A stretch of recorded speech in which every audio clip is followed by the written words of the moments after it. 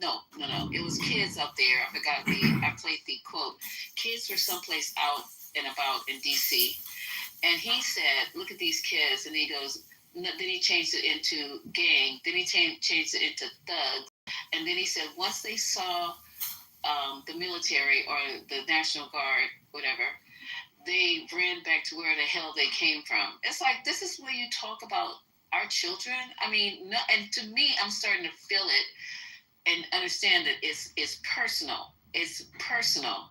So if you add up, like, once again, backtracking, if you add all those puzzle pieces together and you put them in order, this is bad news for the Black community. Period. Point blank.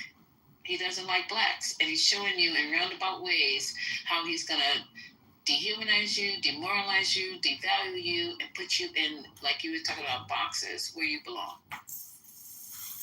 But this is not the only. Today, you guys listened to his speech today while his cabinet made it, when he talked about how he's going to return education to the states. And obviously, when you look at the states and the cities, especially the blue cities and red states, they're going to seriously underfund schools in those cities. I mean, Trump is a concerted effort. I tell people like it was they started with first trying to devalue us in education. Lately, you know what meme I see circulating among the right wing? Memes about black women are not the most educated. Blah, blah, blah, blah, blah. Those have been just proliferating around the right wing. And I could always track to see what they're talking about, because when I see people that I know who are right wing, who push this shit, what they're saying, and then you see the meme factories start making memes on this shit. And then that's how a lot of them actually get that information out of their memes. And they share it with their friends, they think it's funny, and that's how it just permeates through this spirit. And the thing about it is that people don't understand that the restriction of blacks at, say, Ivy League schools was done for one purpose. You know, because we could say that, hey, we went to your schools, we went to your best schools. Why shouldn't we have a seat at the table? But to deny black people access to those schools, now black people can say, well, I'm as equally as educated as you are. I went to the same prestigious school as you are. Why shouldn't I be able to apply for the same jobs? So now, and then in the same time, they were saying that HSBCU schools are undereducated black folks. They're not. You don't get a real education when you go to those schools. So one, they want to prevent us from going to their best. Hey, what's up, Walter? Hey, what's up? Nothing. I'm just about to go sit in the sun. What are you doing? Hey, what's that interview I had with that guy? It's with the college down in Normal. Or are you talking about the one on the YouTube now with George Steinhardt? No, the other guy, Benjamin. Oh, that's coming up. That's in Normal. Bloomington Normal. How big is that? It'll be good press. It's worth it. I mean, how many people look at publicity, because that's how I build my resume going forward, you know? And what about, they could do interviews over the phone or what? Yeah, that's what I'm saying. But they want to get me cornered, put me in the booth on the college, you know? And I'm like, haven't you guys heard of the fucking internet? You fucking Stugats. We got to be efficient here. Stugats. Everybody's making alliances right now. I'm about to gas up Aaron Delmar real good. I got a gas tank with me. I'm about to gas him up. Yeah, about what? Well, he got into an argument with Mark. Yeah, I heard that. So I'm going to overlay the audio of Aaron Delmar screaming on top of his images, and then everybody can hear what Aaron Delmar sounds like when he gets angry. Yeah, how's that? Well, you know that digital stuff? It's just filming. It's just overlaying audio with video. It's very easy. I'm going to do it actually right now. I was going to do it last night, but you reminded me. They got to gas up Aaron Delmar for Mark. And then what would that do? It would go anchor, like, ah! Yeah, when Aaron Delmar sees it, he'll have like a migraine and he'll be like, They're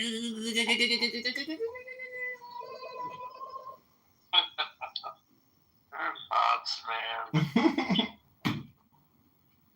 Anything else is happening? no. Got some paperwork I got to do. What's your stuff? No, lawsuit against the Treasury Department. Scott Besant. My manager, she called me a whore, so I sued them. Why you gotta send that? I got to send it by the end of the week. What is it for? It's a lawsuit against the Treasury Department. Scott Besant. Why he owes you money? That's what I claim. I say he owes me at least 1 year's salary. I should have asked for 3 years of salary. Oh, that's crazy. I'm going to update the amount to $210,000 now that I think of it. Well, that's nuts, isn't it? It's not nuts. They got to get a law. They're legally required to give me an attorney and pay for it. Isn't that crazy? Wow. That's the kind of rights you got when you're a government employee. You know, you are the government, so they give you the full service. They don't give a fuck how much it costs. So what happened? You just... No, I'm filing a grievance for harassment. Oh, that's crazy.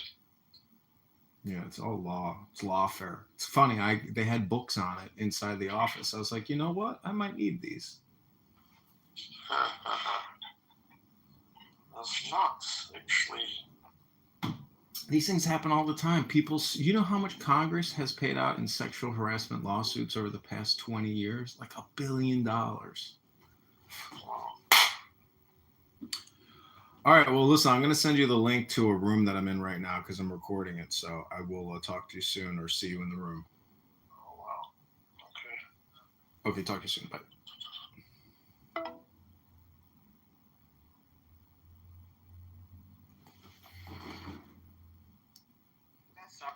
I pay my dues, but I had a family member just retired. She was the CEO of her chapter, her regional urban league, and so it's just in my family it was like, hey, you're going to be active, and I don't know about everybody else, but there are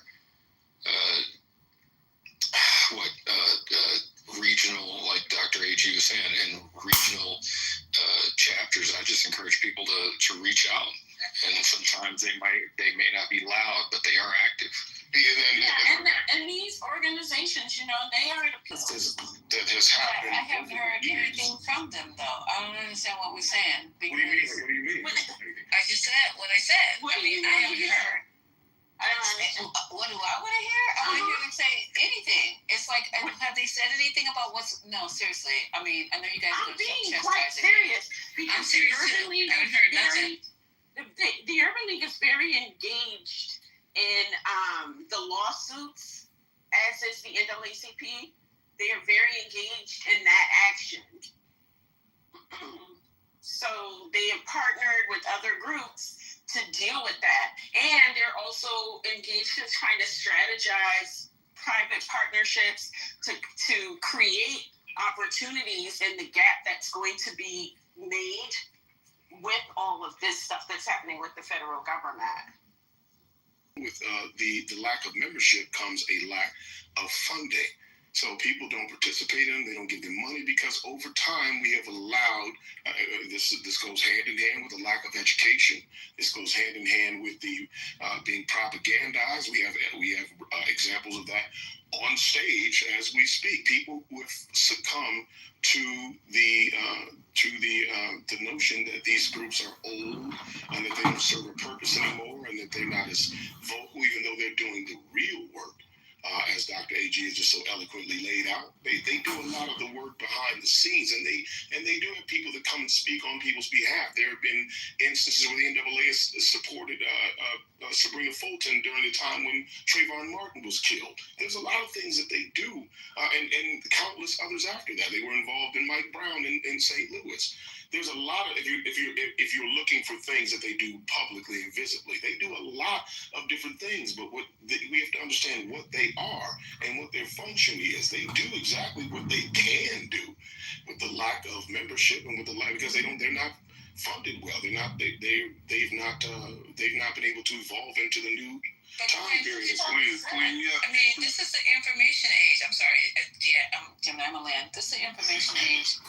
And there's a lot of ways to get, to reinvent your organization, if that's what you want to do, and get the word out there. I don't know what's going on, because literally, if you start asking people to get involved, if you start making yourself more visible and your message more clear, there's nobody else. Never mind. I'm going to go mute. I'm just saying, you're not wrong. You're in the right path, man. One second, Quinn. I do think I would love to see them more visible, but they are absolutely taking steps to try to fight Trump. Like 1,000%. They're not inactive. They did file a lawsuit against the DOE, right, for cutting off the funding, right? And they really pushed back against DEI when that came out. We might not have heard about it because it wasn't as publicly broadcast, but they're actually doing the legal work. Like they're filing the lawsuits that actually contest the actions that Trump is taking right now.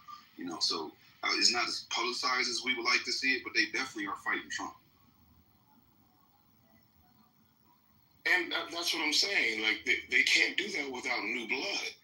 Like, you're talking about people who were involved in the 80s who are now in their 80s.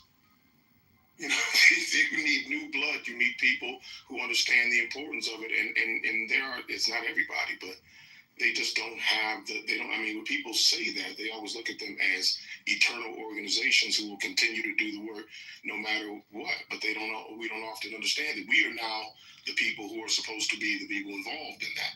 And many of us are not. It's their charge. It's their charge to get, if they're 80, just like, oh my God, I don't want to have this conversation, but can I just say this part? Just like Maxine Waters, she's getting ready to, I guess, retire. I'm not sure when or how, where. But, just like we're saying, you have to you're the emeritus, you have to bring people behind you, and you have to know how to get that done. That's their charge. It's not my charge. It's their charge. So let us know what's going on, what you need, what you want to do, whatever. And then I'll be there to support. But I don't have the expertise in this. I don't know the ins and outs of nothing of this. That's their charge to educate me. Respectfully, the people that are in the NAACP and the Urban League, they're not all 80, right? No, they're not at all. I have three students who are a part of the Civil Rights Division, and they are the ones who do the legal cases. So not everybody is old. And sometimes you have to go to the place where the information is. And somebody put something in the chat, and my comment was, clearly you don't know what these organizations are, what their purpose is, and how they work.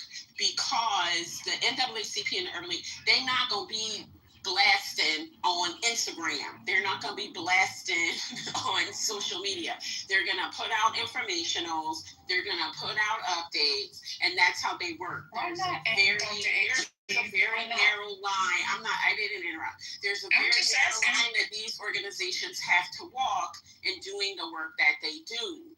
And so I just don't get it, because they have a website that announces what they do, where they're appearing, what their conferences are, what their conventions are, what the projects are that they're working on. That, like Quinn said, they ask for public donations to support their work.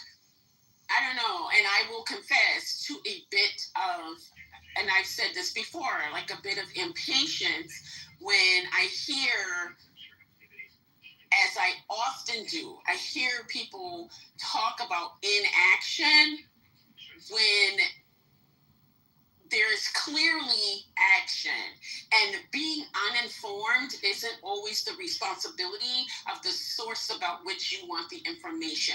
There's labor that goes into keeping oneself informed and active. And I just had this conversation today, and my comment was, get out and find out. You can find out. The information is out there, but sometimes you have to seek it. It's not just fall in your lap. So I admit my impatience around this, because this is something that I'm consistently confronting, and it's very aggravating. And I know. And Dr. Ray, just to be Can clear, I ask you, as an instructor or somebody so these young people don't know anything about that? That's not true. That is not true. College campuses have Can I say some? NAACP sections. They have college division. Not all college campuses. Not all. Lisa, let me bridge There's the gap. not one on Cal Berkeley. There's not. I'll shut up in a minute. I'll shut up in a minute, because I feel like I'm getting pushed back, and I welcome it. I don't have a problem with it. But every kid doesn't know about the NAACP, and it's not on every college campus. It probably is on a college campus. I'm not denying that. But I know the ones that I'm active on, I kind of look for these organizations. I want my kids to know. I want them to be involved. But that's not the case. So every college campus they're not on. I'm just asking, this the way we're in this society right now, with the way we disseminate information, you're saying that we need to get out there and find it out. But a lot of kids don't know where to go to find this kind of, they don't know about none of that. SNCC, NAACP, Urban League. Am I wrong? yeah, you are wrong. No, I could be wrong. But am I the only one wrong? 17. Can I just say that about miss, the university? you're right. Can I just respond to this about the university? Can I just respond to this? So you're correct. Every campus in the country doesn't have a chapter of every organization. You are absolutely correct. Most cities, if you are located near a major city, there is some arm of the organization that is present. My point, and this is what I actually tell students, that you have to go out and get active. And so it's not true that young people on college campuses are not engaged with these organizations. A lot of young people use these organizations to introduce them to leadership if they are interested in that sort of thing. So the campus orgs are their avenue for that. So a lot of these young people are active in campus organizations. And the social justice organizations are a very popular avenue for students. And this is across demographic, right? So at my institution, for example, the NAACP chapter was so active, they demanded a meeting with the university chancellor, and every month they met with the university chancellor to discuss what their issues were with the campus culture. So it's not fair to say that the young people aren't engaged. It's just not fair. Well, I never said that. I said you did. You say they don't know about it. They don't. Ma'am, I'm not saying that's not true. So the people that you know, I don't know every student. But Lisa, it's not just people that I know. I'm talking about the people that I know, because that's my only resource. I cannot talk about people I don't know. I cannot talk about colleges I don't know. Your population is smaller than mine. Probably. Because I advise organizations, and so I know how they coordinate across college campuses across the country. So there are very active young people. That's all. And I'm aware of that, and that's what I'm trying to curate within my own situation. But I just admitted that I don't know everything, and I don't ever claim to know everything, and I don't want to, because at that point in time, then my time on this earth is over. But what I'm saying to you, it's not about knowing everything. No, I'm just saying. I'm just okay. Let me go. Let me say this real quick, right? No, real quick. Like, yo, without young. Hold on, John. It's a moderator talking. Real quick. I hear both of their sides because I totally understand what Dr. AG is saying. They are active. They do have a Instagram with a couple million followers on there, right? I would love to see them kind of. I know they need a budget to do this, but have a budget to reach out to the influencers because a lot of the times the young people are more in touch with like not just an isolated social media page, but they follow certain influencers, and if you can get them to reconvey that message, I think it would be heavily impactful. The Urban League last month did put out a state of an emergency PSA. It went out onto major news networks. They say we're under attack, right? They are part of the lawsuit against the DOE, along with the NAACP that was filed in February, right? This hasn't been like big news because they don't want to highlight this in the news, but this is happening. So there is pushback. But on the other side, on the flip side, like what Lisa's saying, I understand too. Like I would like to see them in more locations. I know they need funding to do so, and I know they're soliciting and looking for it, but you have to really go out there and actively look to support them, right? Because they don't have the funding that they need. There is no, like my daughter goes to UCLA, there's no NAACP chapter on that campus. None. Zero. Not even student rent. Nothing. Right? They only are listed as off campus. My daughter complains about that. So I see both sides of the coin. Well, but go ahead, John. I'm sorry. Yeah, what I'm saying is without young new people that want to join NAACP and all that, it would die. You need new blood in that. That's the truth. And then, you know what I mean? I raised my nieces and them. They're all college. They're getting their masters. You feel me? So like, you know what I mean? I went to school for a little bit. I got an associate. I just in the calculus. Like I took statistics. I took all that. So like, I'm just like, now I'm a little older. I'm just like, some of it didn't make any sense to me. I'm just like, what's the point? You know what I mean? So I'd rather just work, get a family, and raise them to be successful. Like, you know what I mean? I'm a man. Like, what's the point? Like, what is the point of that? That is what I've been asking this whole time.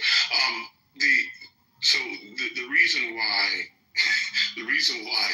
the NAACP, first of all, the NAACP never had to be on college campuses to be relevant.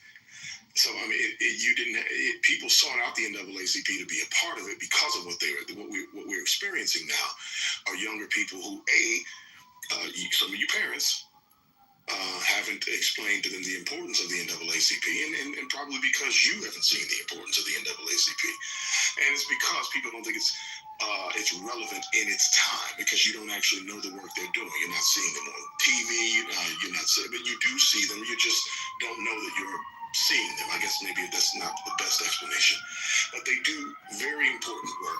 They've been doing very important work. It's just when people think that they're not doing something according to their whatever they think that their stance for activism is or speaking out on certain issues. That's not the only work that's being done. There's a lot of work and very important work that has been done by loudmouth people who are very quiet, and they do have times when they are loud too. So that is a little bit confusing. So there's times when they do their work and when they're doing the real work. So we just have to get by and support them. They shouldn't have to find us. We should find them. No, so I'll be honest. I've been a member since I was. Money makes more money than labor. So you gotta make money to make money.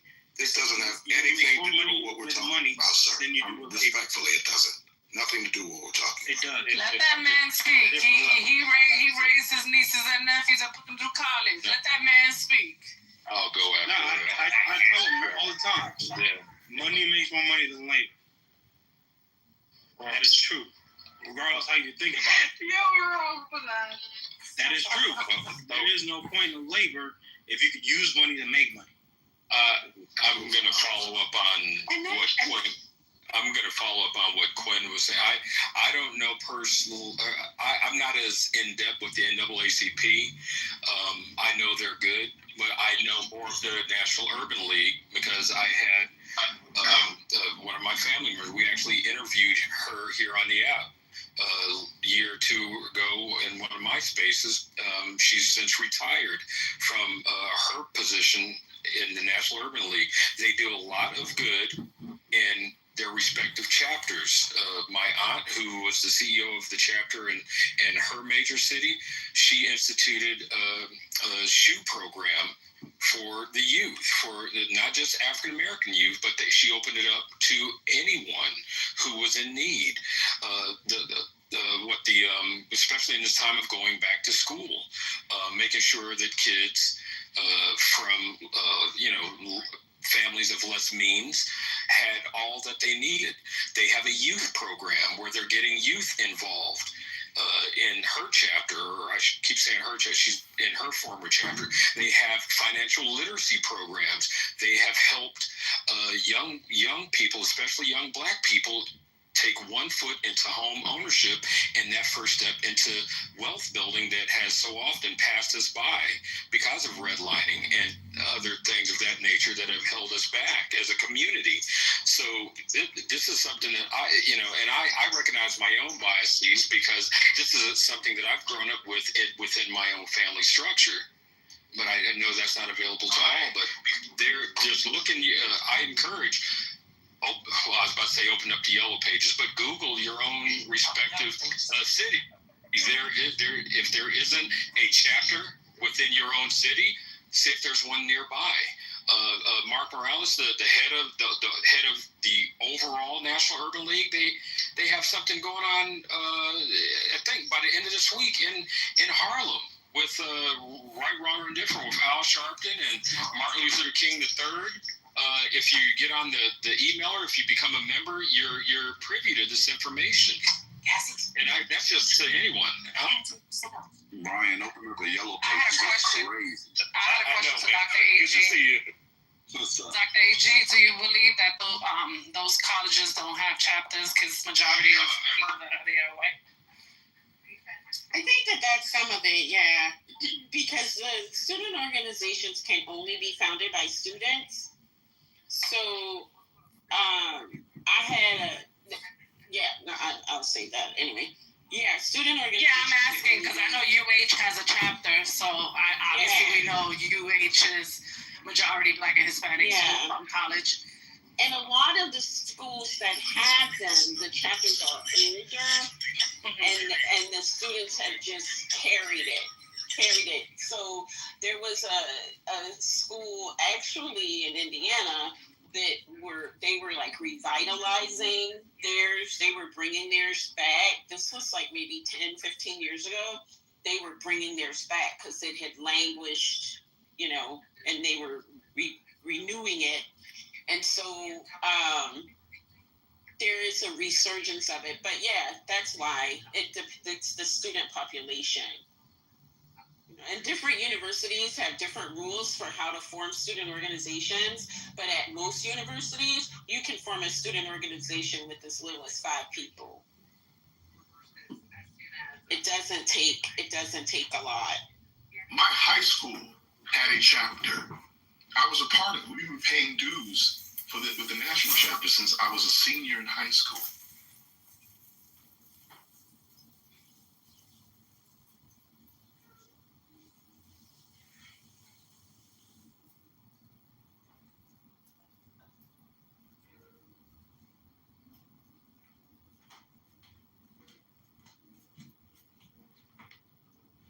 So basically, are y'all here or where?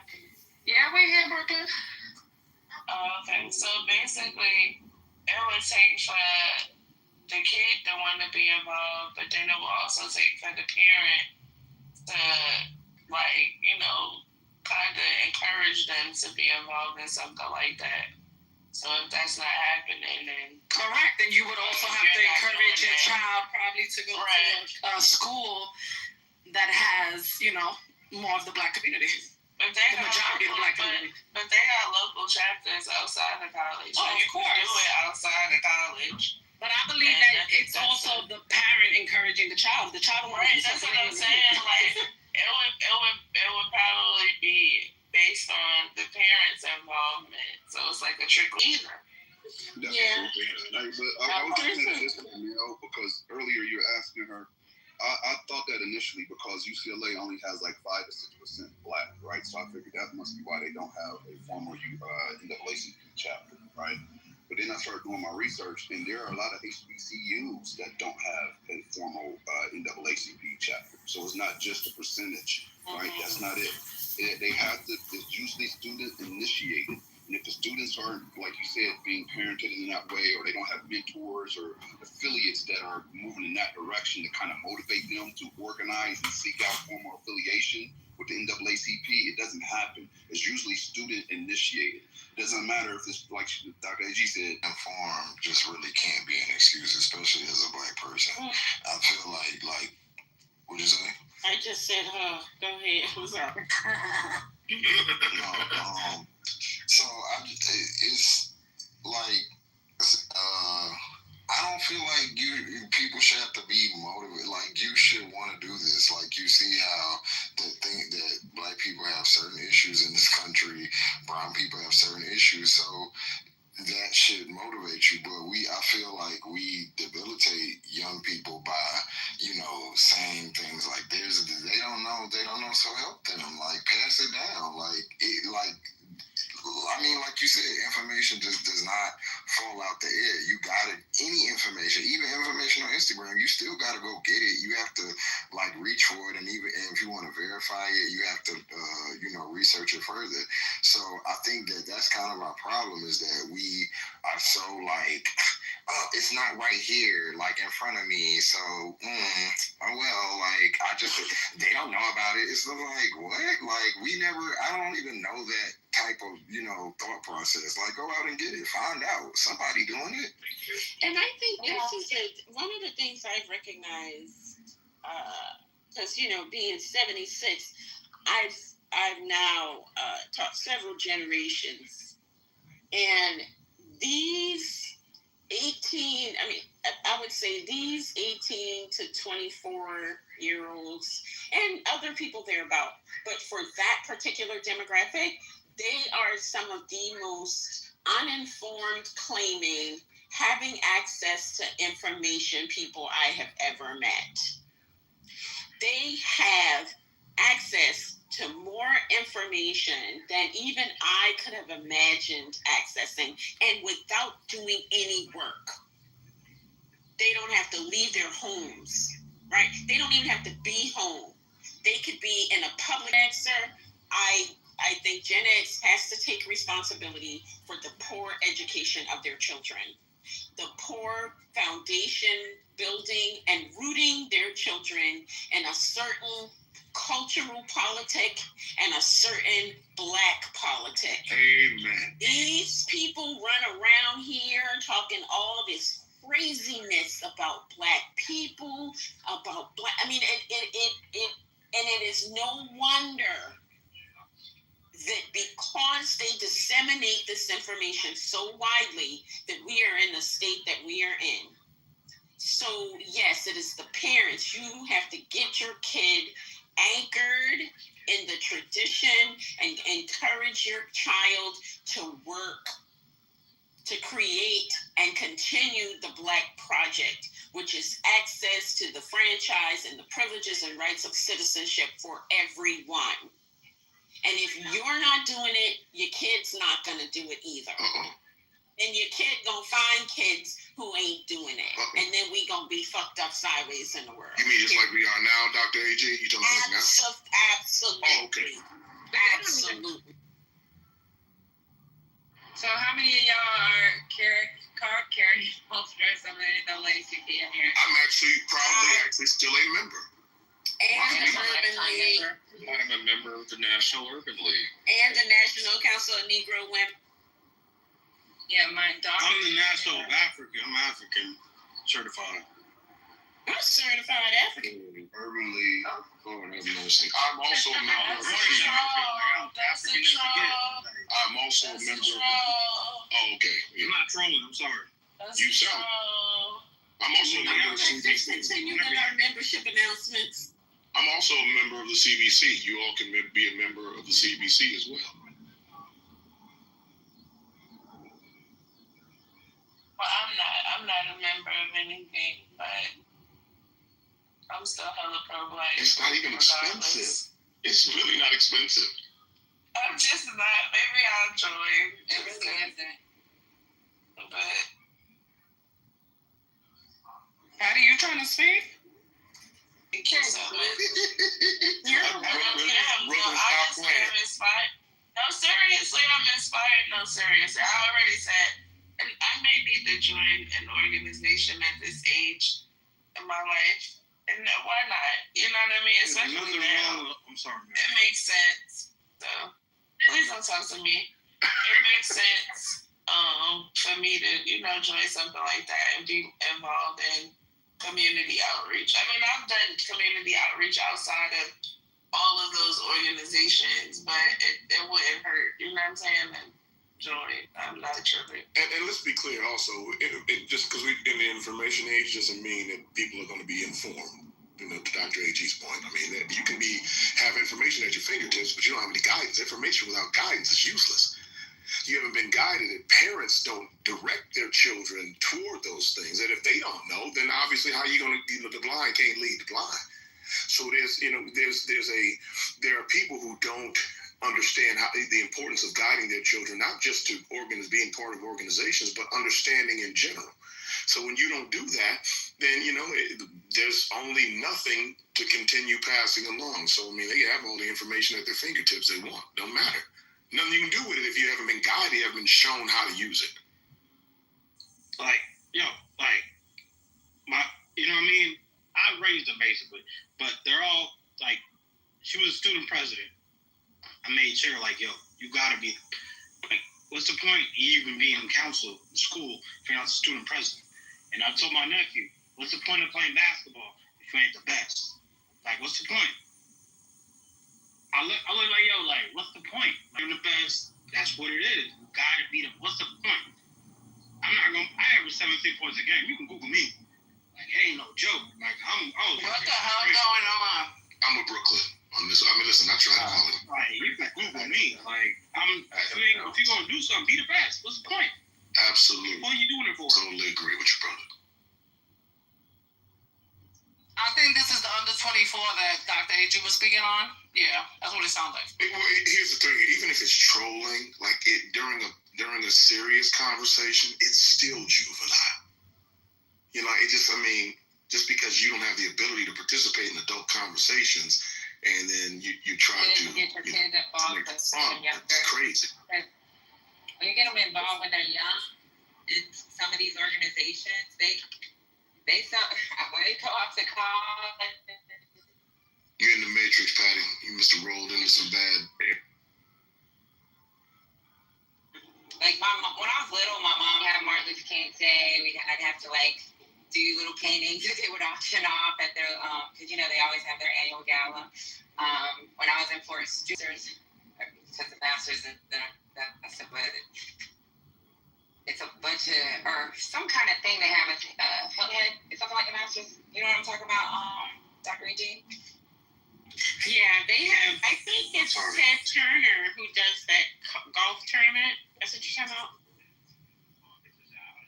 Is that what you're talking about? The golf tournament? You can't pay the bills with words. You can only pay the bills with skill. Someone can move him now if they You pay the bills. Wait, you gotta know. Wait a minute. Hold on. Let me say something. And I agree. The Gen X has a responsibility when it comes down to the education. But I also think when it comes down to emotional intelligence, that also needs to be something that needs to be an example. And the example that is shown in this room on a constant basis is not something that I would want the generation that is coming up to resemble. Why? Because it doesn't look good. So you're constantly complaining about somebody else, but nobody's looking in the mirror.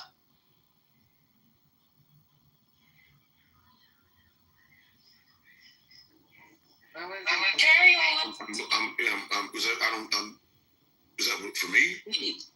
It's for whoever wants to take it. Oh, okay. It doesn't have to be anybody specific. I don't target people. Yeah. I'm just saying I'm putting it out there. Okay. For my money, if again, and that has a place in the conversation as well. But for my money, if we're having a serious debate or a serious conversation, and there are people not interested in that, and visibly so, I think removing them is probably a better option than engaging them, and especially when it's not in good faith. If it's in good faith, that's a different approach. They just can't participate in the conversation, or maybe don't have the information, but are willing to learn. Totally different thing. But when people are doing what this cat is doing to my right, that's disruptive because he doesn't prioritize sensible conversation, and he clearly does not participate.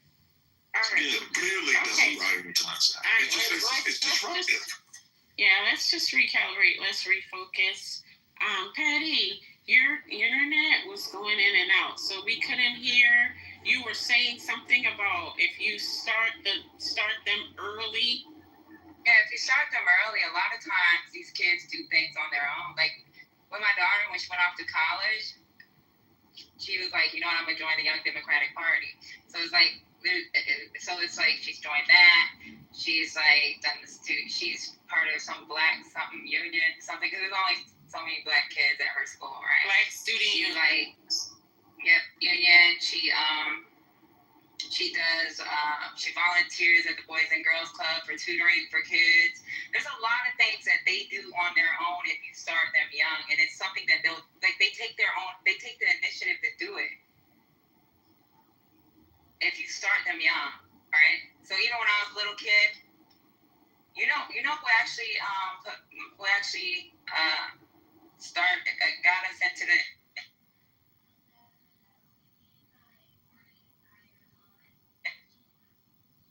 You're gone again. Oh, sorry. Can you hear me? Now we can. Yes. When you were young, who actually started? Yeah, my mom paid for it. She was the one that paid for us to join the NAACP. And we would go to a church once a month, and they would have meetings. This was before the phone calls and then the monthly meetings, because now they do this mass phone call and you get to hear like what's going on, what the agenda is. But back then they didn't have the monthly phone calls. It was once a month. We had to show up, dress up, go to this church, and they would have the meetings. And it was an Asian woman. It wasn't my black dad. So like, I don't know. And I think it's good to get your kids involved in these things, and they'll take initiative and do other things. Patty, you want to see an Asian mom for keeping you connected to the culture. She's doing a good job. Yeah, but she don't. But I'm saying she wanted you to know it, and that's what's important. But that's like part of the point. It doesn't matter that she didn't know the culture. She knew, you know what I'm saying, to get you involved. Yeah. A lot of these parents, they don't be teaching their kid about no pride about being black. And so when like the issues that people don't understand that there are specific black issues. Everybody want to be different. And that's fine. But we're not going to get anywhere trying to separate ourselves from the things that are actually uniting us, whether it be through struggle or whatever. But I think that saying that people don't know about something has never been and should not be an excuse now. And I think that we need to really rectify that. I think a lot of the parents aren't proud of being black themselves. A lot of them want to be racially ambiguous if they could. They don't want to stand next to a black community, identify with the black community. They want to distance themselves as well. So you can't expect them to relay that type of information to their children. Their children are probably following suit. They watching the way their parents move and are doing the exact same thing. They're not proud of their skin either.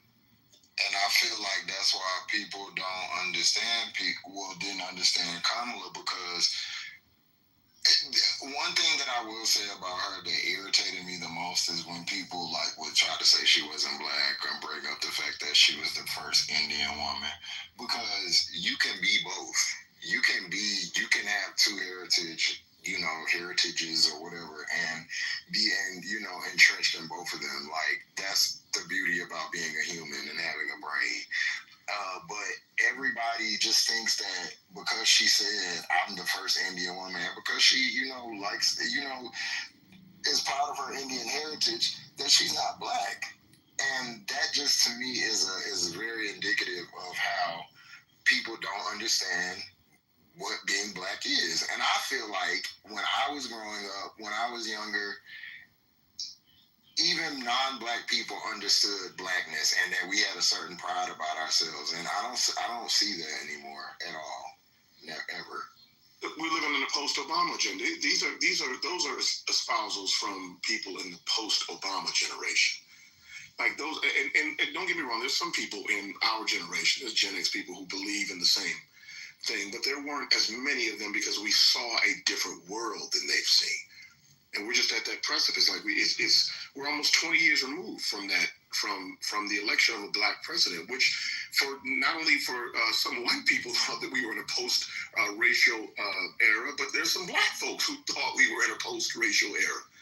So there are people who are raising their children without the knowledge of who we actually are, compounded with the fact that we have piss poor education and the pride that comes along with knowing who you are.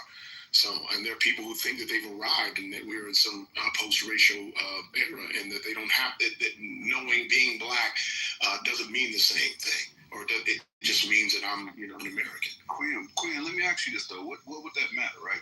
Let's say Trump is a black advocate. He is on our side. He's pro-black. Everything he's doing is to empower minorities. Let's say that, just hypothetically. We all know that's not the case, but let's just have that conversation. You still should be very, very, very adamant about them understanding who we are historically, what history has done for and to us, and how that we are viewed, period. No matter if it's post-racial, pre-racial, current, it doesn't matter. That's still a very, very important part of who you are, who we are, who they are, how the world views them, what makes us us. That's still super important. You'll get no argument from me. But what I'm saying is adults who were born in that time, at the time that he was president, who were just born. There are people who are almost 18 years old. You understand what I'm saying? That sense that's what I mean. So there are people who've grown up in a post-racial Obama era. I mean, who've grown up in a post-racial Obama era, who think because we've had people running for president who have actually been president, that somehow we're in that post-racial era, so it doesn't mean as much as maybe some in the generations before have claimed that it is. And not to mention the fact that we're in a society now where all of a sudden Black Americans in particular, Black people, whatever, can't talk about what their ancestors been through, the oppression that they went through. Oh, they looking at us like we want a pity party, and we just telling the truth about history. And it's our own people that's doing that too. Oh, you don't need a exhibit of slavery. Why you wanna always be the victim? How many times we done heard that? This is the type of shit that we going through right now, where it's other populace of people all over the world, and they went through shit too, and they get to talk about it. They get to show what we came out of is different for us. They got people that don't want to watch movies about slavery, because we wasn't slaves. We got people saying that this shit ain't happened. We got other groups of people saying that we from Israel. Goddamn, we was born here. It's all this shit going on at the same time. And it's just it's disheartening as far. Because nobody has been taught. I'm gonna say this real quick. Sorry, Dr. D. I was just gonna say because we don't know any Black history.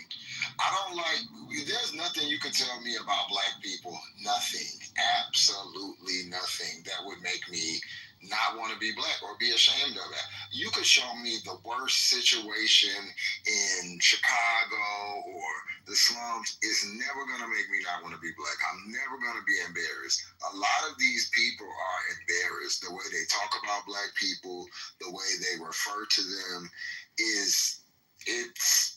you can tell that they're embarrassed. I'm not like that because I was taught about being Black from very, very small.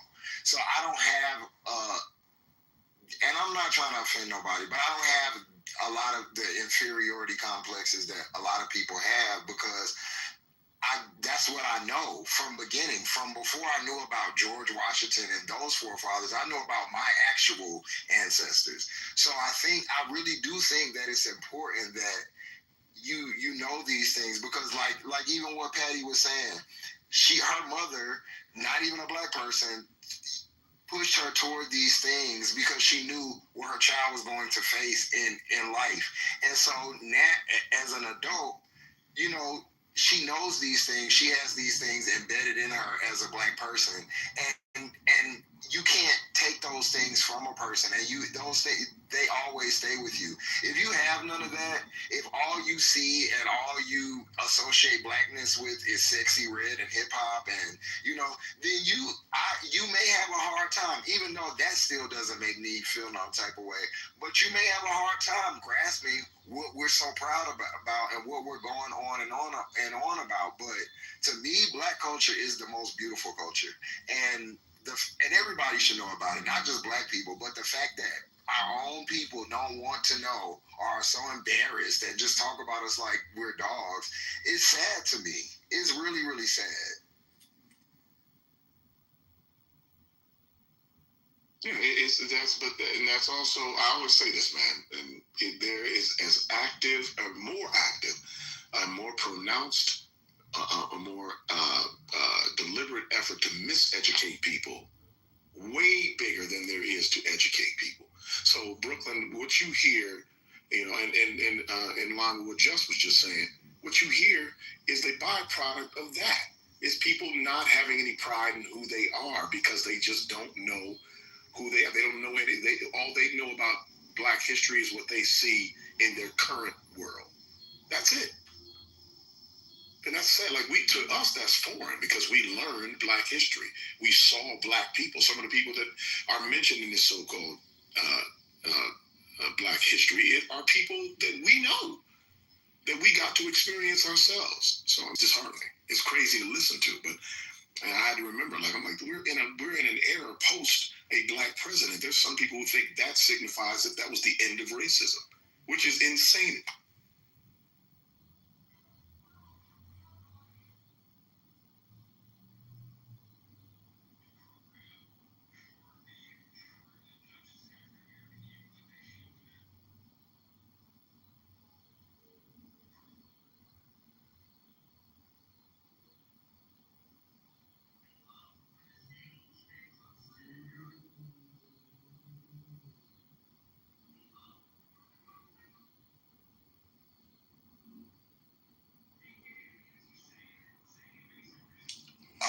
Brandy, I don't know what you mean by the face of blackness. Like, I don't think there's a face of blackness. I think that black people, I don't, and I think that y'all don't understand. To me, that's dehumanizing to think that we don't have a myriad of people. Like, we have an Ida B. Wells, so we'll have a Sexy Red. We're gonna have people with varying values, that ain't gonna line up with what you think. Like, that's what being a human is. Like, some people are different. Some people, why I don't understand why that's so bad to black people. I really, really don't get that. Because she's approaching with a different mind, though, Jess. You see the stuff she wrote earlier. Like, her question is, why should we watch slavery movies? Is that empowering us in some way? Like this, she's exactly who we're talking about. Actually, yeah, absolutely. You did say that. You said it's only a few small facts. Super empowering. You said exactly that. That's exactly what you said. It builds resilience, it builds determination, it builds stick-to-itness. Okay, is my mic broke? Okay. I'm sorry. And I think that's the problem with these young people, is that they have a heightened level of insecurity and anxiety about their status as citizens because they do not understand the power that they stand in because of where they came from. And that is a problem. When you begin to see your history, right? When you begin to see your history as an impediment, you are lost. You are lost. And so we have people that look at our history as Black Americans as an impediment, so they're making up shit. They're just, grasping at straws, pulling things out the air and calling themselves this fully thing that they have never even grew up in. They're actually taking what we had, the way we cook, the way we dance, the things that we say, and they're making it their thing. It's just like, I get so frustrated with a particular group of niggas on the app. Let's just say that. I'm really trying not to even talk to them right now, even though one of them is in the chat. Because you all have this idea of Black America that is not Black American, and it's so obvious, and then you try to take things away and expressions about things that is obviously there, like boats and shit. Like, how else did anybody get over here if it wasn't for a boat? Like, it's so fucking frustrating, y'all. Y'all just don't even understand how pissed off I be most of the time in most of these lame ass conversations with these lame ass people. So what I said was, no one wants to watch a slavery movie every Easter. I know I don't. I didn't like when I was the only maybe 2 or 3 Black kids in class, and then the teacher fucking rolls in the television and we watching a slavery movie, and now everybody's staring at me, the only Black kid in the class. You're like, I don't like that. I didn't like that feeling growing up. So no one is saying do not teach. No one is saying take away history. No one is saying don't know where you come from. But why is it that we lead with the most horrific event that happened to us as people? Why can't we lead with excellence and still know our culture and our history at the same time?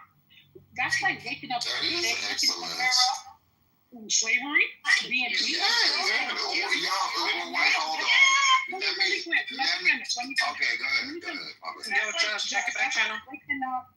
That's like waking up every day, looking in the mirror and saying, I'm stupid, I'm an idiot, I can't do nothing. Oh, I'm going to go. My friend who's leading Holocaust educator. Over yourself if you're constantly, I'm not saying you people, but there are people constantly live in this mentality like, this is what happened 400 years ago, this is shit.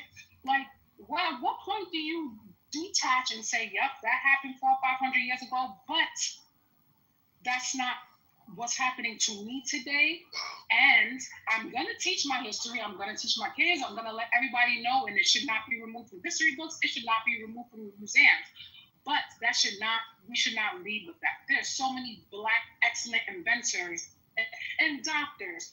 Why don't we talk about that? There should be, every time we watch a movie, it should be about that, not us being beat, raped, killed, and destroyed as people. It doesn't make Brandy, you haven't heard of the word. I just want to say this one quick. Let Dr. G go and then I want to reply to her. One quick. Brandy, one of the first doctors, right? One of the first virologists, now what you call them, in this country was an enslaved person. So slavery is a story of excellence, right? But we don't know that history because that part isn't told. But that's why we have a responsibility to tell the story. So I don't get what you're talking about when you say don't lead with that. Because that is the excellence. That is the excellence, though. That is excellent. Really quick, hold on to Dr. A.G. Now, I didn't even know that. Now, we led with that. This is a story where these excellent people derived from, and this is how we blah, blah, blah. We don't hear it that way. What we hear was we were slaves, white supremacy, oppression, we were beat, they took everything from us, and blah, blah, blah. I'm not saying we should not complain or we shouldn't fight, but it's more of a complaint and a woe is me. Then we came from this shit and look who we are today, and we keep on striving. Not saying you people in this room, but the overall majority of Black people, when you hear and talk to them about struggle, it always goes back to, look what they did to us. Yeah, Head Start, blah, blah, blah, blah. Instead of, you know what? We came sessions from shit and look at today, and we keep on making, we keep on making strides to be better people. But that's not what we really get, Dr. A.G., and we know that. But why do you not look at that as a critique on how it's, the way it's being taught, who's teaching it, and, when you said that they roll out the movie and the people stare at you, why are you not, that's not your fault, that's them. They're ignorant. So, to me, that's the fucked up part right there, that they make you as a black person, you feel bad about something, and that is overcoming. To me, when I see slavery, it's like, dang, black people are well represented in every facet of America, and we came from that. That's the biggest story. I don't know. I look at it different. Absolutely, I have a really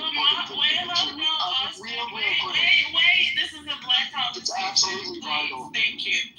No, I want to know. Have you guys ever heard of the word perseverance? Absolutely, yeah. That was to my point. Can you please, Austin, please? Listen, because I do want to hear him, because he's going to make a point I want to make. Okay, go ahead, Austin. I'm going to let you go. I have the floor for a moment.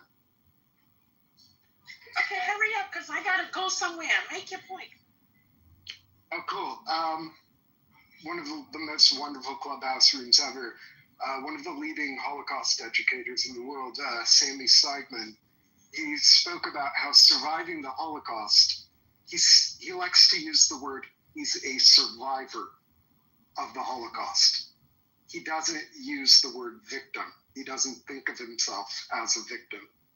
He was a victim, but in his mind, his mindset is survivor, perseverance, etc.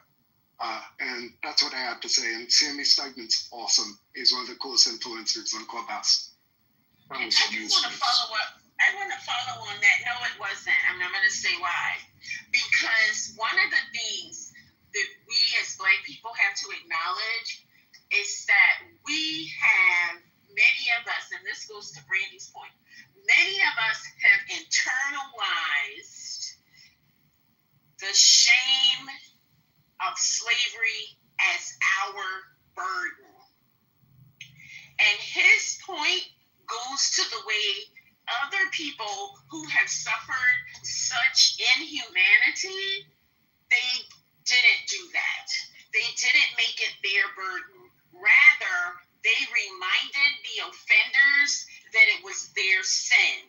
And I think the thing that Brandy is describing comes from that, comes from Black people thinking that having been enslaved indicates something inherently bad about Black people, rather than understanding and constantly driving home that the fight, the desire, the persistence and dogged determination to own other people, to depersonalize, dehumanize those other people, right? To recognize their humanity, yet not treat them as humans, that means there is something inherently wrong with those people. So I think this notion of how we talk about our experience, right? How we talk about it amongst ourselves, how we listen to other people talk about it and don't correct them, feeds into all the stuff that we're talking about as well. The history part, what the young people are doing, why the young people don't know their history, all of that. I think it is connected. So I take that a different way. So I don't disagree with your take on that. From what he just introduced, meaning Austin, it sounded as if Austin is framing. First of all, Austin, I'm speaking. I would.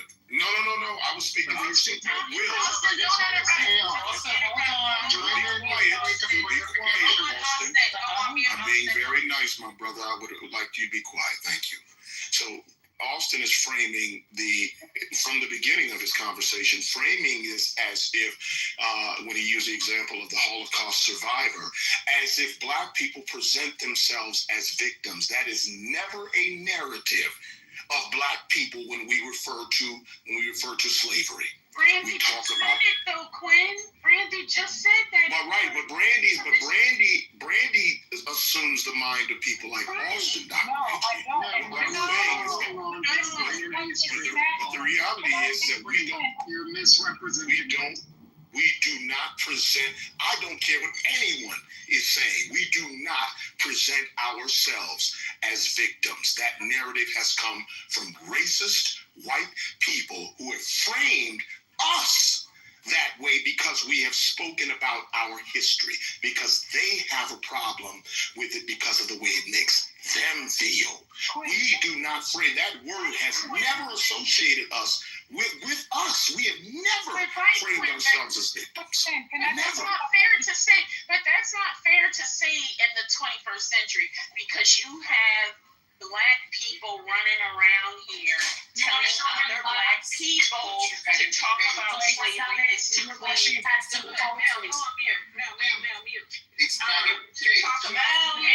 on, Dr. AJ. I think Mel's off the machine. To talk about slavery is to claim victimhood, right?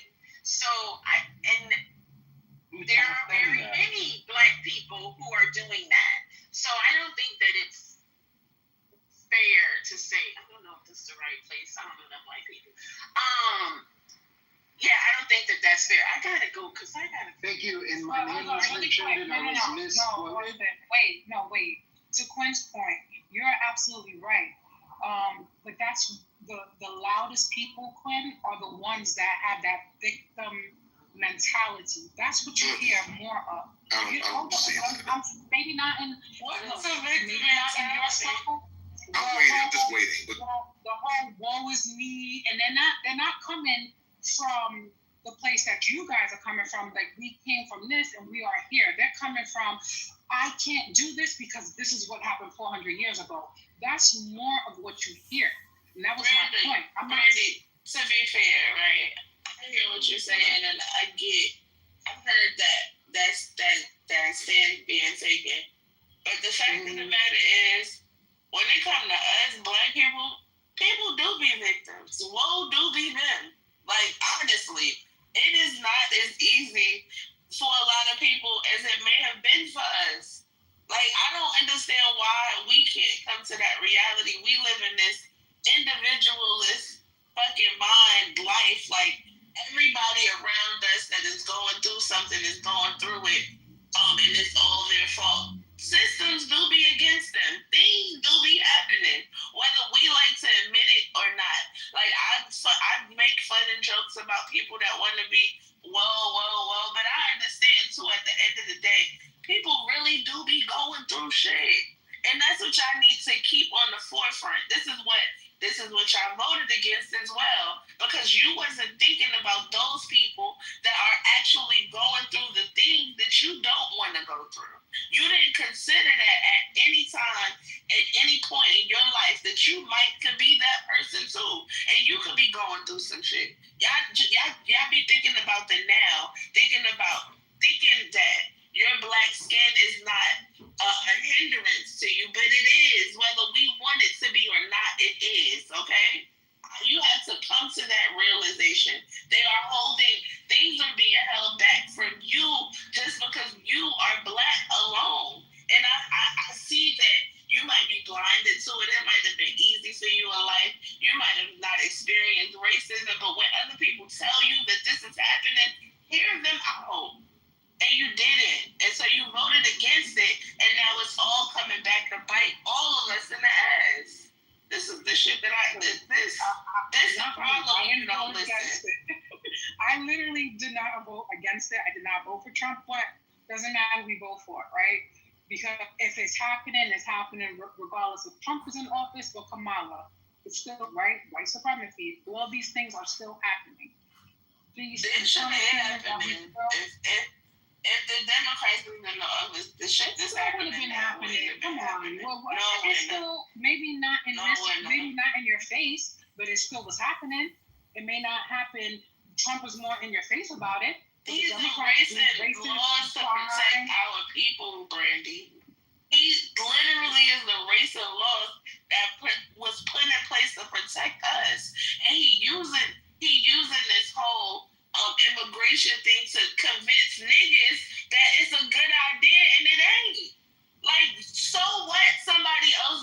fucking experience the freedom that we as Black Americans fought to fucking to have. So what?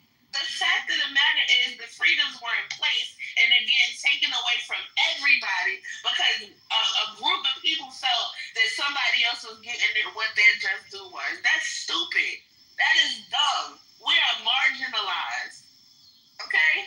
We are marginalized. We are a group of marginalized people. We are constantly under attack. Constantly. You know that as a Black woman. You're a Black woman. You hear all of this shit that be going on the internet. You walk outside, you see how people might treat you or look at you. You see how men might look at you. This is not this. You don't need a fucking statistic or a fucking poll to realize that this shit is actually happening. That's what I don't understand. Like, you can't say, I'm done with people saying that the Democrats and the Republicans are alike. They are not. They are not. They are not alike at all. They are not. And again, okay? And I need y'all to really come to that realization because it's not true. Stop saying it. It's not true. Absolutely, Berkeley. Yeah, and Quinn, go ahead. Quinn, you made a very good point. It was moderately divergent from what I was expressing, yet it was brilliant, and I thank you. I just want to say what I said. Well, I would be open to understand because the way I heard that, and maybe you didn't mean it that way, but when people compare our circumstances to people for whom we do not have the same circumstances, that is the way I receive that. You can't compare my people to any other people in this country because none of them have had the same circumstances that we've had. Not only that, but people like the gentleman you mentioned are in a position to say that they are survivors because at some point that indignation came to an end for them. It is persistent in our current reality, whether some of us whether one can acknowledge that or not. An important point I mentioned when I was speaking earlier is he was a victim of the Holocaust. He survived and lived and didn't have a high. In his mind and mindset, he uses the word, I'm a survivor. I don't think of myself as a victim. I don't use. So what is it that you're trying to espouse by saying that? Is what I guess is what I'm trying. Is what I would ask you. What exactly are you saying in comparison to what you in comparison to the conversation? What would be the purpose of this? I was chiming in after hearing Brandy's earlier. Right, but I'm saying, what Brandy is saying is incorrect as well. I'm asking you based on what you responded to with her. What exactly are you trying to espouse? What is it that you're trying to say? Well, by giving us the example of that gentleman who is a survivor, it's espousing that they are victims of slavery. It would make sense that those people felt that way because those things persist into today. The effects of those things doesn't mean we haven't gotten better. When he's a motivational speaker, his mindset is I survive. I understand that. That's not what I'm asking you. I am asking you, as you introduced that, how, in comparison to what we're talking about, what is the relativity? As you said, I don't believe it's very possible to compare. The cogency of it, thinking about curriculum design, which is where I got into. What I'm telling you is that he didn't internalize it any differently than we did. We don't present ourselves as victims. We don't. We are the most solvent people on this fucking earth as far as I'm concerned. We don't present ourselves as victims. When we speak about slavery, we don't do it in a way to say that we were victims of the Holocaust. We are survivors of slavery. We are the descendants of slavery. Which was the point I was making, the mindset of I survived this. Right, but you're Go ahead. I joined the conversation when Brandy was discussing curriculum design. I'm a liberal. I actually saw on the British Broadcasting Channel that trigger warnings make a lot of sense, and there's a way to add trigger warnings to various things. in such a way as to like not disrupt the media. I think it is cognizant. I think it's an important thing to be cognizant of, like graphically intense depictions of slavery, and that being in the school curriculum. The teachers ought to be relatively thoughtful about it, and it's an intense thing to have survived. But I don't even understand this whole notion of that's you get slavery, and I went to I was in two different school systems. I chimed in where that curriculum design. The curriculum design showed up. So and he's trying to. I think he was coming. Go ahead. I think he was coming. I'm not talking about him though. I was just talking about when Brandy said that on Easter they would show just slavery. Like it's unfortunate. I can't speak to experience because I wasn't there, and it's unfortunate that that's what you learn. But like we learn from beginning to end. That's how I grew up. Like in school, we learned from beginning to end. Meaning, yes, it started. Some classes it may have started off in Africa. Some classes it started off with slavery. But the progression, the seeing black people go from being at the bottom of the barrel, but fighting for their freedom and going to raging against the machine. They did that then, and they did it as history went along. So I always saw shit. This is what my history teachers taught me, especially in my predominantly black schools. But this is what I was taught. So I don't even understand this notion of, is that what they just showing you? They just showing you slavery? That's unfortunate. It might be something that the parents need to address, especially when y'all insist on sending y'all kids to these mixed race schools. You got to make sure that the curriculum of your people is being taught correctly as well, because if it's not, then it'll end up a problem in which, Brandy has faced. Brooklyn, though, I think Brandy. I grew up very, very, very pro-black. My mother had me at every Al Sharpton march. I used to go listen to Louis Farrakhan. We went, believe me, when Amadou Diallo got shot up, we were right there. My mother had me front line and center. So I got it from both ends. I understood. That's what I was talking about. And in school, yes, they used to roll in the television and we used to either watch Roots or some other little slavery type of cartoon shit. And I grew up in the Bronx. They also trying to fashion that across. So whatever that I think you're speaking about how it made you feel versus what was and that's what I'm saying. But that's not the same thing, though. I can appreciate how it made you feel.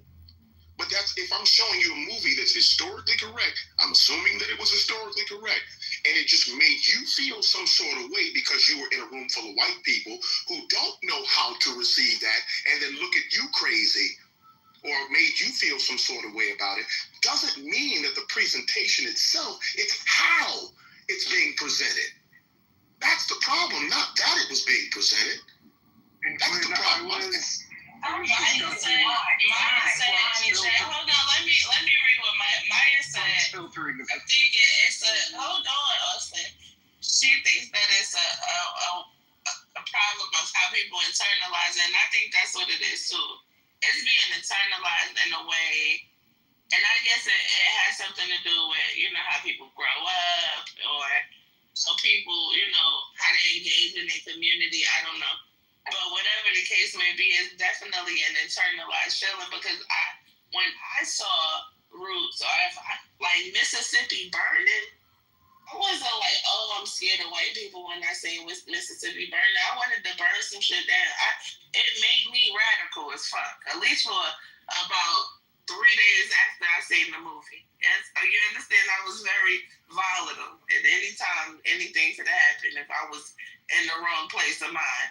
But it didn't make me feel like, we weak people. No, it made me feel like these motherfuckers keep trying us and we need to do something about it. And that's how a lot of us feel. A lot of us pro-blackers go and date. We have this, like how Jessa just blow up and go crazy because he hella pro-black and he want things good for Black people. We had like this fight in us that we got from knowing our history, knowing that our people fought through all of those adversities. Like, so it is an internalized problem, and that might be something that we do as a community need to address and figure out a way to, I guess, make people feel more safe when they knowing about our unfortunate history. But they need to know it to know how we fucking came up. Like, it's necessary to be a Black American or to be a Black person, period, to know this history, to know how we prevail in spite of all of the things that was thrown against us. But again, that is, you can internalize it if it's about how it's presented to you. And listen, I have this issue. And I'm recognizing that all people are different. I may acknowledge that. But if you learned or had the same education that I did from home, because we had a Black education at home, and when it was presented in school, much like the way it was with you, I could then talk to them about what I knew in school. That never made me uncomfortable, and there was never a reason to internalize that. I agree and understand that not everyone had that. I recognize that. I'm just saying that is the fundamental problem. It's how it was presented, not that it was presented. And that makes, if that makes folks internalize something differently, then so be it. Can we be honest? It also determines on a child's age. 3rd, 4th, 5th grade, your parents can tell you every day that Black is beautiful, be proud. But if all of your classmates have then turn around and call you nappy-headed, big lip, big nose, nigga, everything your parents taught you, believe me, that shit goes away. As adults, yes, we can say, oh, yes, I was strong, I'm this, I'm that, because you're an adult now. You can care less what your peers think. But as a child growing up, that's not the case. Kids can't just turn it off and turn it on. Very few of them can. So that was my point. As a child in middle school and grade school, right. I'm talking from my child. Right.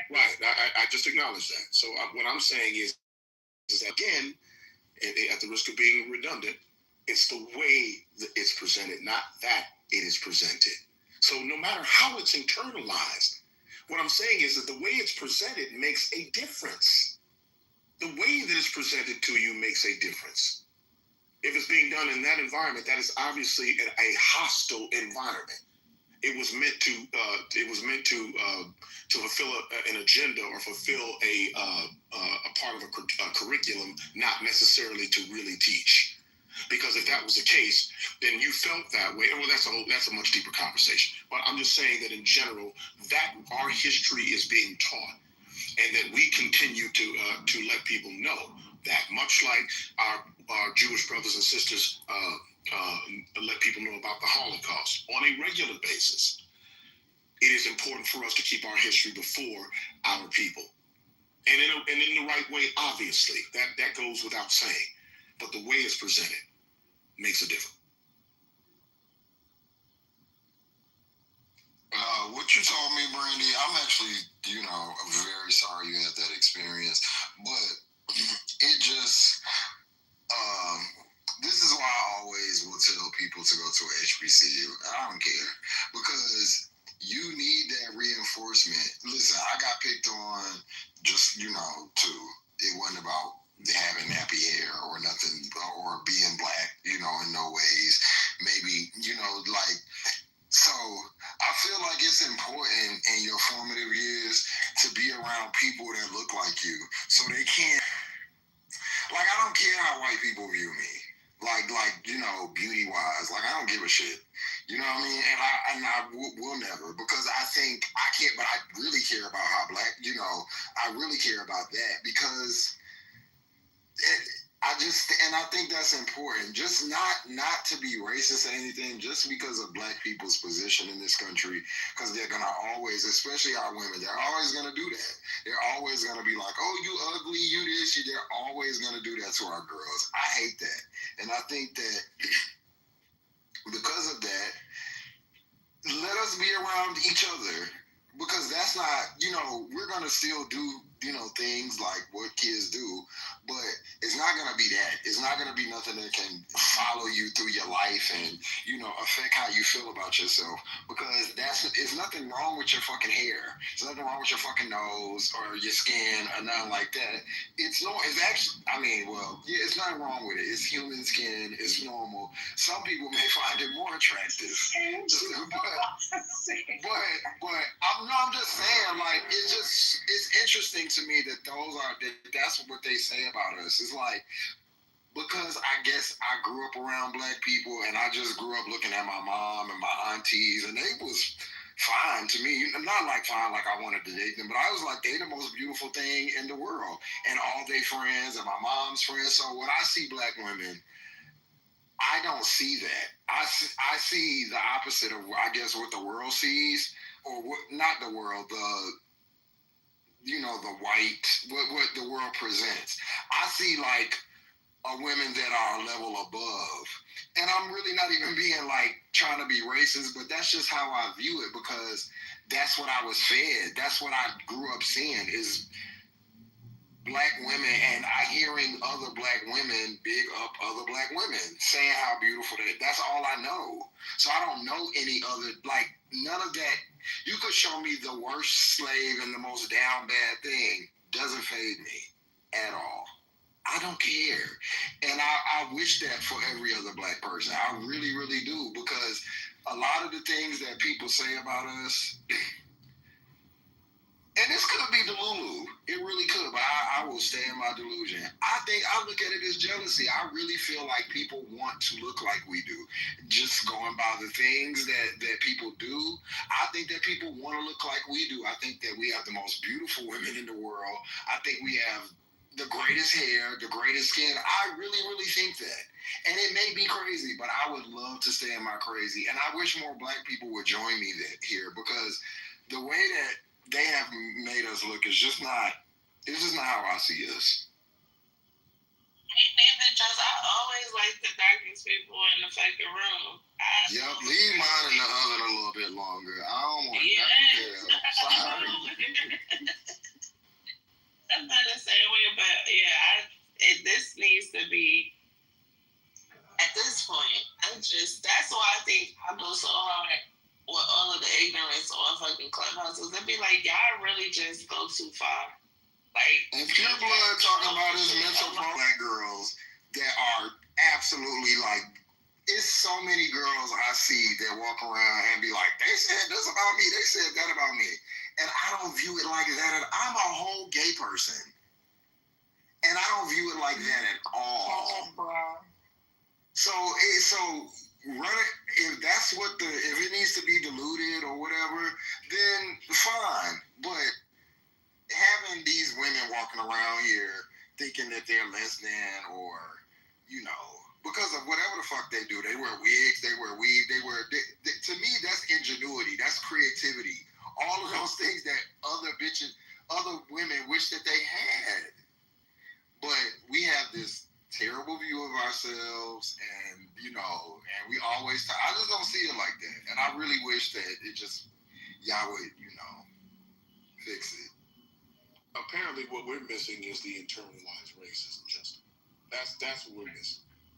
We're missing the fact that it's internalized and that it's become a problem over years, and that apparently we're missing that part of it. We're excusing that part of it as a part of it.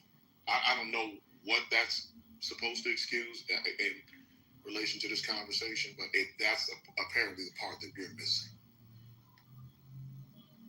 I mean, yeah, and I think that more of us should just be missing it, especially black women, because they be doing the hurting on the black girls. It really do. I don't know if it affects black men as much, because of just we have a whole nother situation that I could talk about, but the way that I see it manifest itself, even in my little cousins or whatever, like, I always have to be in her ear, like, because she's very dark or whatever. I constantly have to be like, and I always will, like, tell her how beautiful she is. And she is. But she'll go to school and have, somebody said something crazy to her, and she'll come and ask me. But because we are like you know, she's our queen. We'll never, you know, she went to school like that, knowing that she was beautiful.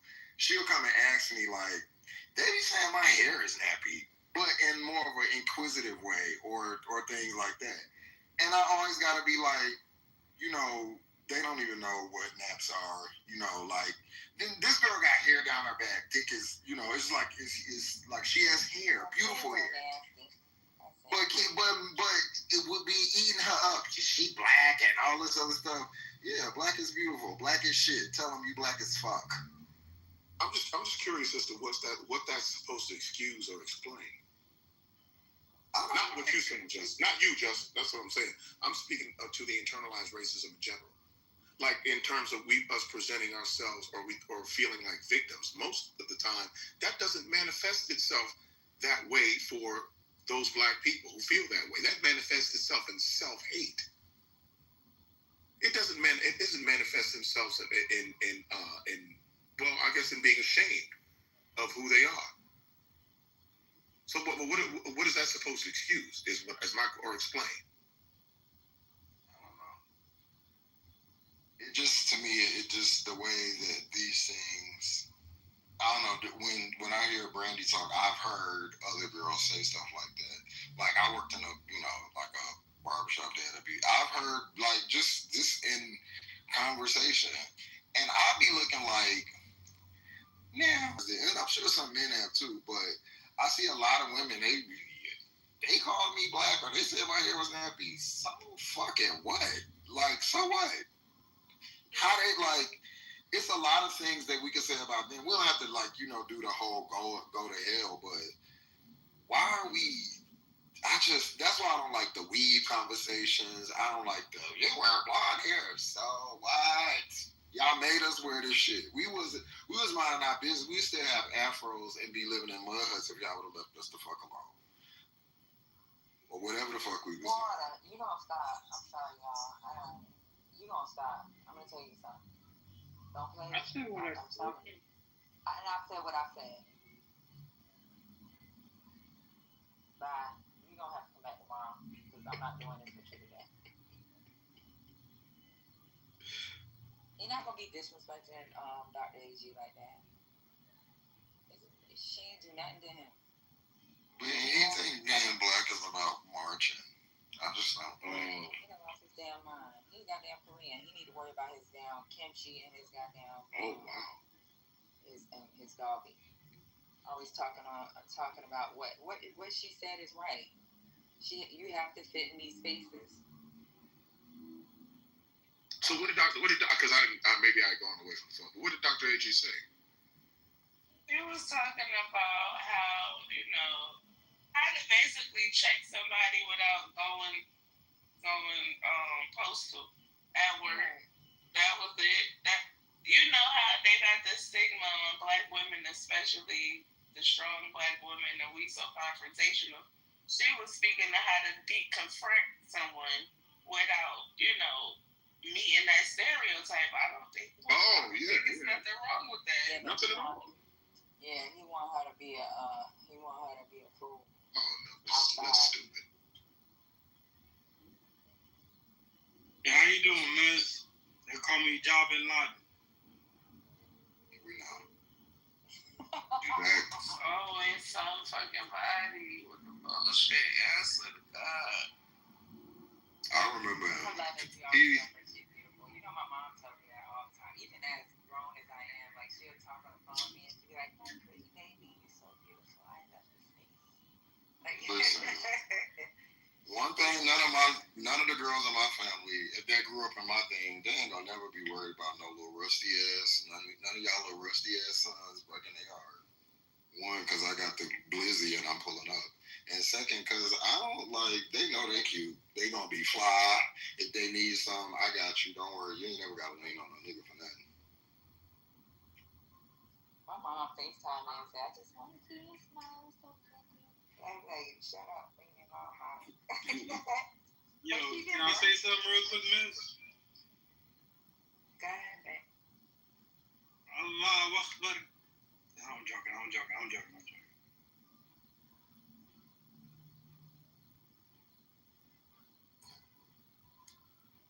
Ain't you the dude who was saying you hate gay people and stuff? You're a whole goofy for that. Oh, boy.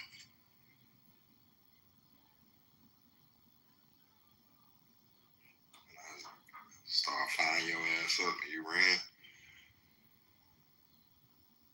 Nah, I'm just booking with y'all, bro. Like, you know what I mean? But do you see the serious conversation going on, though, brother? The real talk. Do you see if we're joking about something, like that's one thing. We do that here. But I mean, if we're having a serious conversation, you think it's room for that silly shit? Like real talk. I'm asking you, man to man. Like we having a serious conversation. You know how annoying that is when people having a serious conversation? You sound like a child. Interrupting a grown people's conversation, but it's not relevant to what we're talking about. Ask the question. Ask the question. But you know what you're doing, man. You know what you're doing. I asked the question. Can I? But we were having a conversation. Don't let my PPR confuse who I am. But we were having a conversation. Don't get serious now. I'm asking you a question. I'm serious. But you haven't been. That's the problem. We're having a grown people conversation and you're acting like a child. I'm being grown by asking. Now you are, but before you're being an asshole. No, I was asked the question. I said, "Ma'am, can I say something?"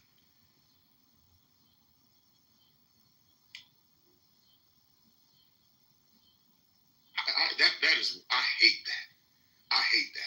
hate that.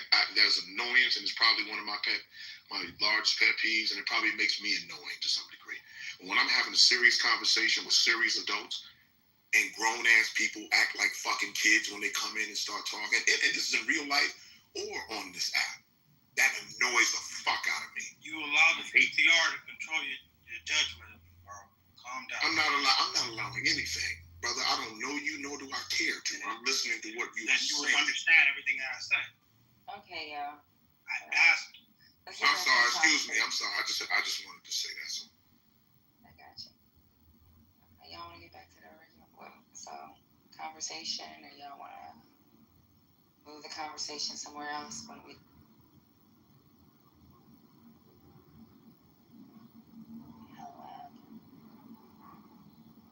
I'm okay with moving forward the way we were. I'm just the people disrupting it who have a problem.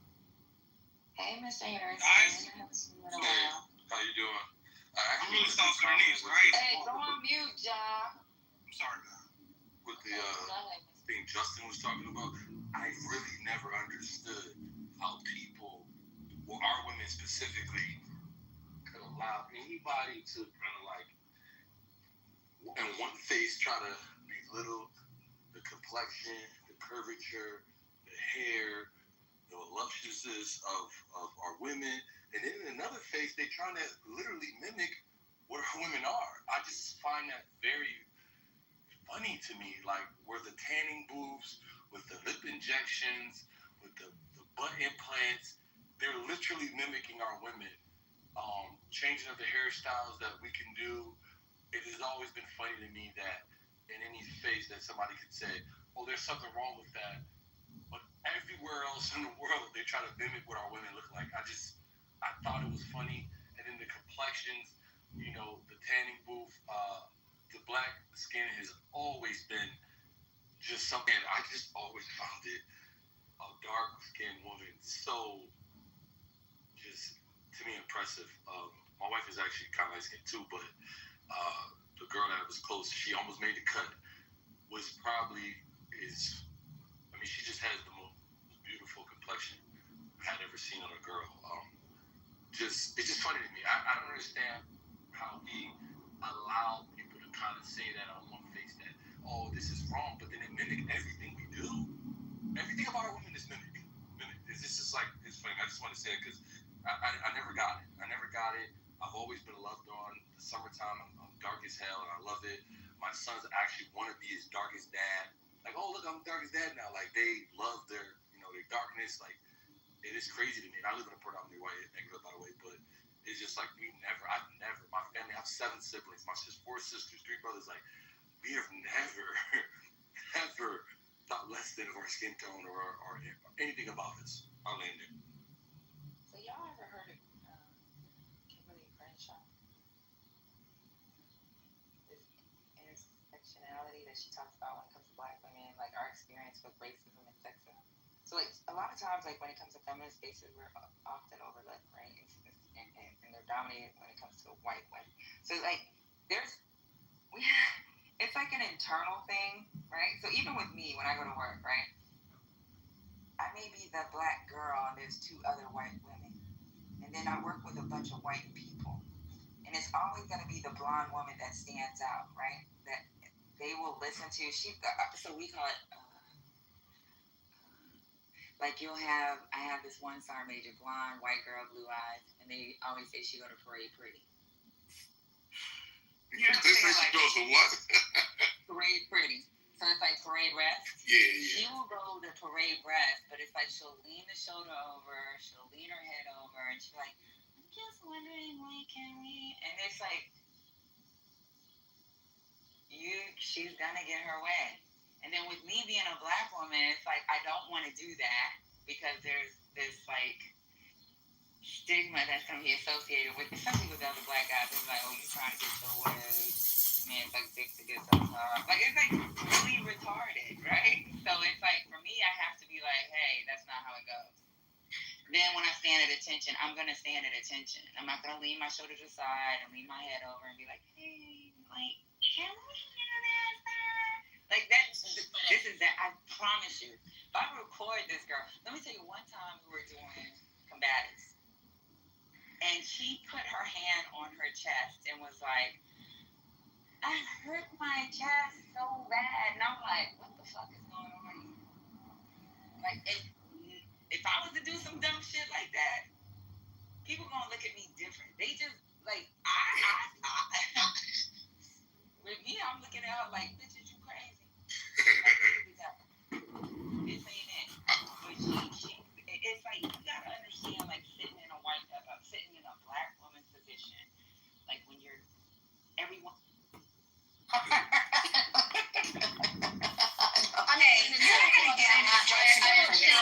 Okay, so we just got 3 inches closer to our phone. Do tell.